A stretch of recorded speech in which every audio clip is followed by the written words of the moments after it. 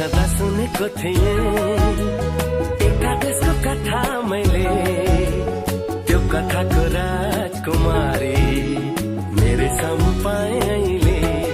जे सुने था साँच्चै आज भयो त्यही